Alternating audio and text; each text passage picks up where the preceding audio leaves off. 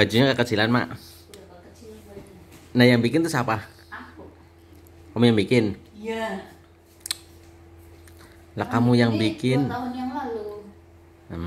Wajar dong. Oh, biasa sama lakinya juga dibeliin ya tas. Senyum, Mas, senyum. Pakai baju baru. Baha baru. Masa enak yang tadi, Pak? Emang beli 2? Oh, Rali. Masa sih? Emang kamu udah coba tas? Kamu nyoba es krim.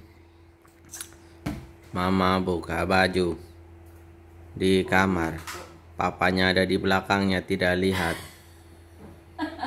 Maksudnya bisa tahan gitu, maunya buka baju kagak lihat, kagak ini. Loh, apanya yang ketawa, emang lucu apa? Ya lucu lah. Saya enggak lah. Orang bisa buka hubung dia gak bisa kok. Iya. Iya, tapi yang lucu cuman dalam hati saya, nih orang nggak liatin saya apa jogrok segini gede gitu.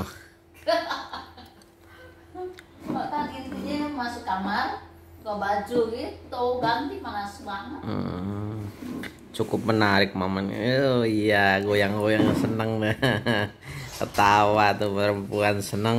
Aduh, angus nih, makan. Angus.